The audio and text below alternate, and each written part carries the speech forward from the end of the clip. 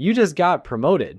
First real adult money, $67,000 salary with benefits and everything, and you're standing in a dealership parking lot at 7 p.m. on a Tuesday looking at a Ford F-150 Lariat with leather seats that smell like success and a price tag that makes your checking account nervous. The salesman is doing that thing where he leans against the truck like it's already yours. He asks what you want your monthly payment to be, not can you afford this truck, but what payment works for you? And you're thinking, $800, maybe $900. You've been driving that 2012 Civic for 6 years and it's genuinely embarrassing pulling up to client meetings. This truck would fix that. The salesman smiles. I can make $1,076 work. You sign papers you don't fully read. You drive off feeling like you just upgraded your entire life. What you don't know, what nobody in that dealership has any incentive to tell you, is that you just made a decision that will cost you over $1 million by retirement. And I'm about to show you the math that dealerships pray you never learn. Let's rewind to why you made this decision, because you're not stupid. You did the mental math. $1,076 a month is less than a lot of people pay for rent. After taxes, that's about 20% of your take-home pay. Financial advisors say you can spend up to 15% on transportation. You're a little over, but not crazy over. Plus, your dad drove a truck. Real men drive trucks. That Civic feels like admitting you're still a kid. Your buddy Jake just bought a Ram 1500 and posts photos every weekend. Lakes, mountains, looking capable. You haven't been to a lake in 4 years, but that's beside the point. The dealership doesn't feel like you're buying transportation. It feels like you're buying membership in the club of people who have their shit together. The salesman keeps saying investment, and on some level, you believe him. Here's what actually just happened. That F-150 has an MSRP of $63,360 with fees, taxes, and the extended warranty they talked you into. You're at $70,000. You put down $7,000. You're financing $63,000 at 7% for 72 months. That monthly payment, it isn't $1,076. The real math comes out to $1,076 a month.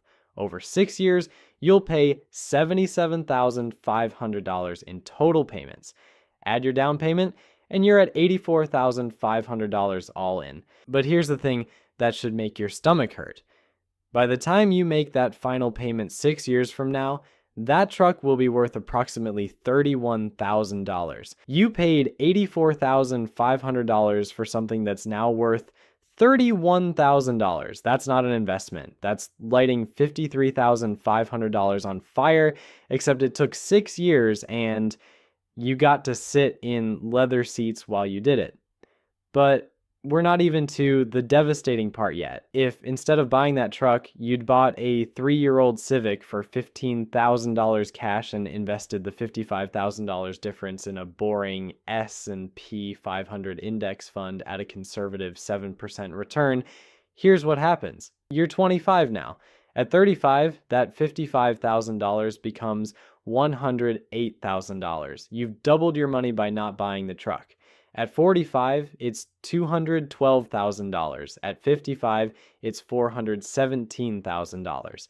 At 65, when you're actually trying to retire, that same $55,000 has grown to $820,000 in today's dollars. One truck decision? The difference between retiring comfortably at 62 and working at Home Depot until you're 74 because you need the health insurance. Meanwhile, your college roommate bought a 2015 Honda Accord for $12,000 cash 3 years ago. He looks broke compared to you, but he's been investing $1,076 per month, the same amount you're sending to the bank.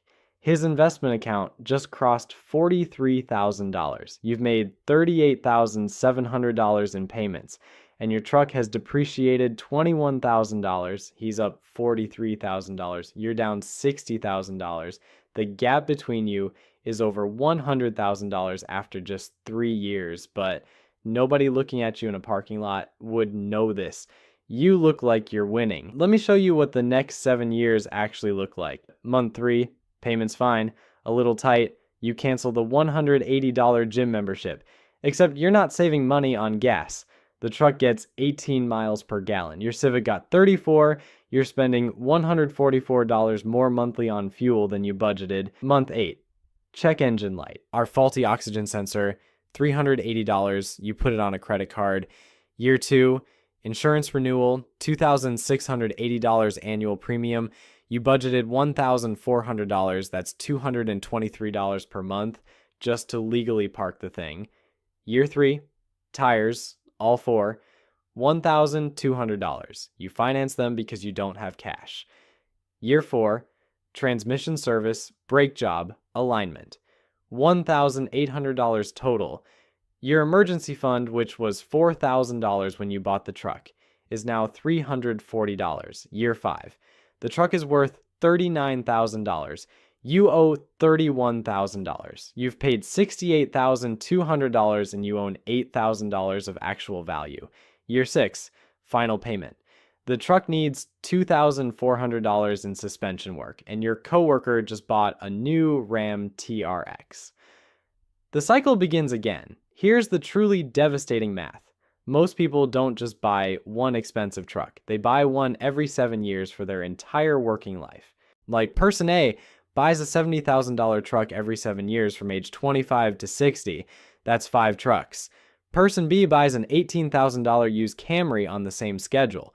The monthly cost difference, payments, insurance, fuel, maintenance, is approximately $1,076. That $1,076 per month invested over 35 years at 7% real returns grows to $1,900,000. At 10% nominal returns, it's $3,800,000. Person A has spent their entire career making truck payments and has a 7-year-old truck worth maybe $35,000. Person B has between $1.9 and $3.8 million in investments.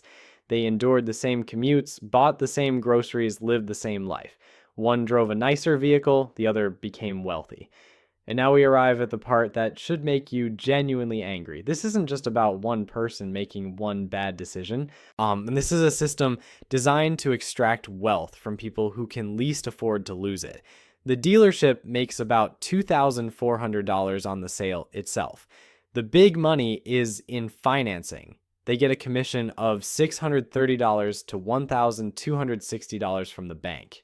The extended warranty, $1,800 profit. Gap insurance, $400. Paint protection, $800. They made more money on add-ons and financing than on the actual truck. And they practice this every single day. You do this once every 7 years. This isn't a fair fight. The bank doesn't care if you can actually afford it long term. They care if you'll make 6 months of payments because by then they've bundled your loan with 10,000 others and sold it. Your risk is somebody else's problem now. The insurance company has calculated that people with large auto loans are more likely to file claims because they're financially stressed.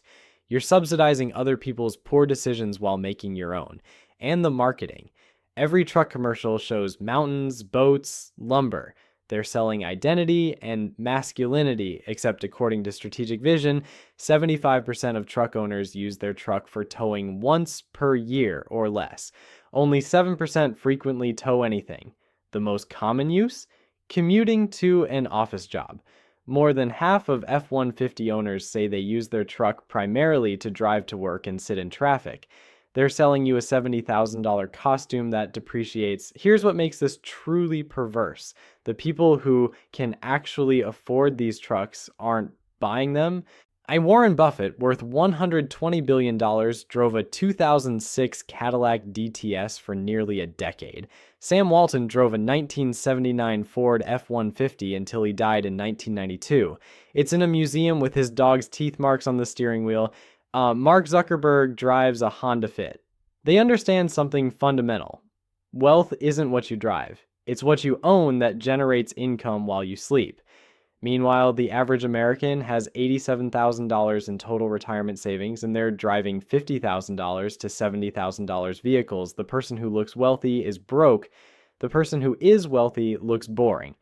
Self-made millionaires overwhelmingly drive used Toyotas and Hondas, not because they're cheap, because they understand opportunity cost in their bones.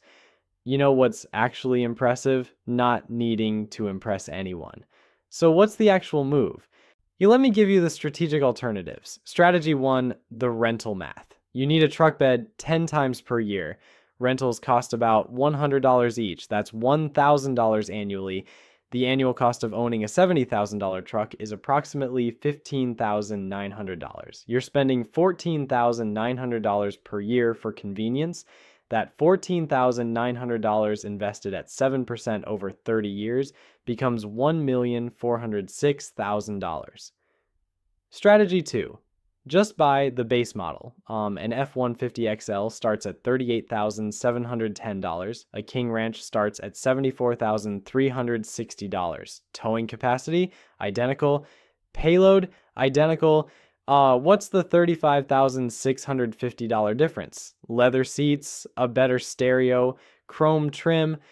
That $35,650 invested becomes $679,000 over 30 years. Strategy 3. Let someone else eat the depreciation. A new F-150 loses $9,800 the moment you drive it home. Buy a 3-year-old truck instead. Same truck, just $23,000 cheaper. That $23,000 becomes $439,000 over 30 years. Strategy 4, the Maverick Hybrid starts at $28,145, gets 42 miles per gallon, tows 4,000 pounds. Does what 90% of truck owners actually need. The $42,000 difference invested becomes $801,000. Plus, you save $2,400 per year on fuel, another $715,000 over 30 years. Total advantage, $1,516,000. Strategy 5. The nuclear option. Buy a 3-year-old Camry for $18,000 cash. Total annual cost, $4,100 versus $15,900 for the truck. The $11,800 annual difference invested becomes $1,113,000. Over 30 years, you lived the same life and became a millionaire.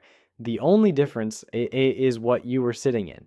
The goal isn't to be miserable in a terrible car. The goal is to recognize that every vehicle dollar carries a 10 to 15 times multiplier over a career of compounding. A $70,000 truck is really a $700,000 to $1 million decision. An $18,000 used car is really a $180,000 to $270,000 decision. These aren't purchases, they're investments, either in a depreciating asset or in your future. You can't make both. Here's what nobody tells you when you're standing in that dealership. That salesman asking what payment works for you, that's a script he's done 11,000 times. You've done it twice. He knows that if he keeps you thinking in monthly payments instead of total cost, he wins.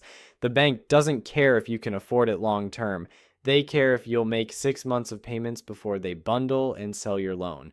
And nobody in the system has incentive to tell you the truth. You're about to destroy $500,000 in retirement wealth for a vehicle that will make you 0% happier 6 months from now.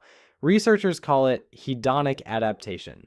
The happiness boost from a new vehicle lasts 8 to 12 weeks. Then you're back to baseline. The truck just becomes the thing you drive. Except the payments don't go back to baseline. The opportunity cost doesn't. You're paying $61,200 for 10 weeks of excitement. You could have taken 12 actual vacations for the same money.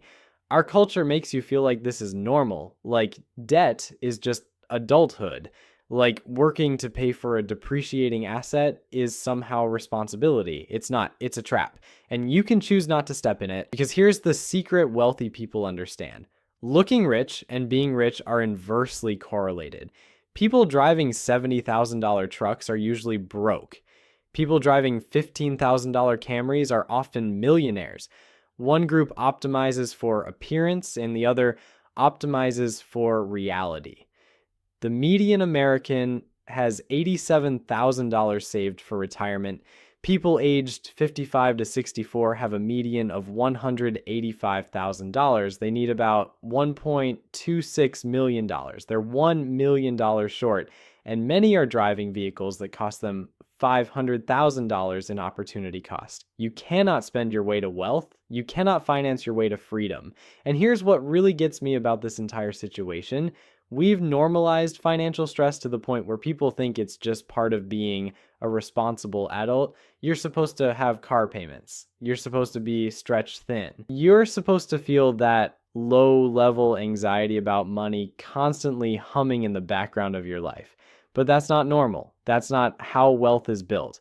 That's how wealth is destroyed month by month, payment by payment, until you wake up at 65 and realize you spent 40 years working to make banks, dealerships, and insurance companies rich while you stayed broke.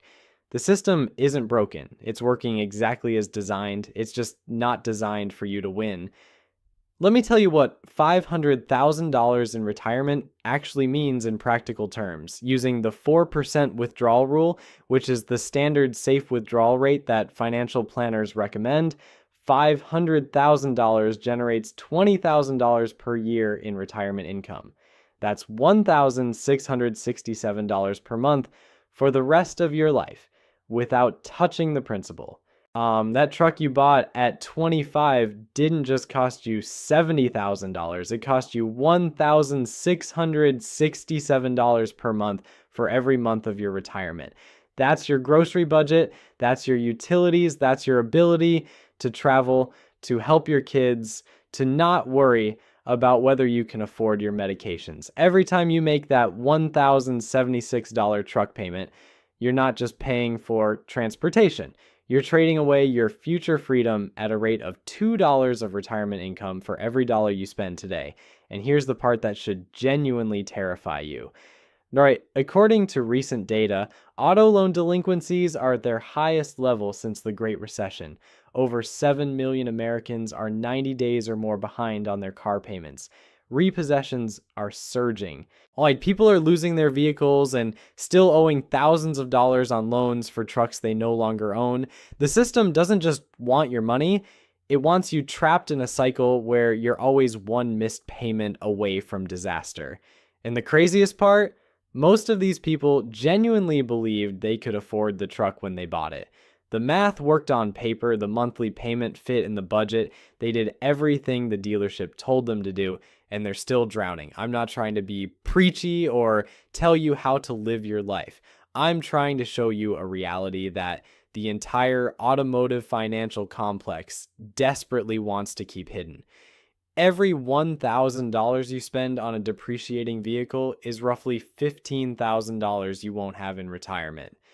Every car payment is a choice between looking successful now and actually being successful later. Every time you walk into a dealership focused on monthly payments instead of total cost, you're playing a game where the house always wins and you always lose. The difference between financial stress and financial freedom often comes down to one decision: the decision to stop trying to look wealthy and start actually building wealth. And for most people, that decision starts with what they drive. Think about it this way. That $1,076 monthly truck payment over 6 years equals $77,500. But if you took that same $1,076 and put it into a retirement account instead, by the time you're 65, it wouldn't just be $77,500. With compound interest over 40 years, it would be over $900,000. That's the real cost, not the sticker price on the truck. Not even the total you'll pay with interest. The real cost is what that money would have become if you just let it grow. You're not buying a $70,000 truck. You're buying a $70,000 truck and simultaneously selling almost $1 million of your future. And the dealership doesn't mention that part because if they did, nobody would ever sign the papers. Here's another way to think about the scale of this wealth destruction. The average American will own 13 cars in their lifetime. If each of those cars costs $35,000 on average, which is actually conservative by today's standards, that's $455,000 in direct vehicle spending over a lifetime. But remember the multiplier. that $455,000, if invested instead at 7% average returns over a working career, would compound into approximately $3.2 million. Most Americans will spend the equivalent of $3.2 million in retirement wealth just on transportation over their lifetime. And then they wonder why they can't retire. They can't retire because they spent their retirement money driving to work for 40 years. The math is that simple and that brutal. And here's what makes this especially tragic. Most people making these truck buying decisions are good people trying to do the right thing. They worked hard for the promotion. They feel like they earned the right to drive something nice. They genuinely believe that owning a new truck is part of being a successful adult. The culture has told them this their entire lives. Their parents drove new cars, their friends drive new cars, every commercial, every movie, every message they've ever received about success includes the image of a nice vehicle. So they sign the papers thinking they're moving forward in life when actually they're locking themselves into a cycle that will prevent them from ever building real wealth. It's not their fault. It's a system designed to exploit their natural desire for success and status, but understanding that the system is rigged doesn't protect you from it. Only changing your behavior does. I'm not saying never buy a nice vehicle. I'm saying understand the multiplier first. Understand that the $1,076 payment that feels manageable at 25 becomes the reason you're still working at 67. The choice isn't between being smart with money or enjoying life. The choice is between looking successful now and being successful later. You can't have both. So next time you're in a dealership and a salesman asks what payment works, you can smile and say, 0. I'm buying a 3-year-old Camry for cash and investing the difference. Then you walk away. And 30 years later, you're on a beach you own, retired at 55, while everyone you know is still working to pay off the truck they bought to impress people they don't even like. That's the real flex. That's the move nobody wants you to figure out. But now you know. And once you know, you can't unknow. The question is what you're going to do about it.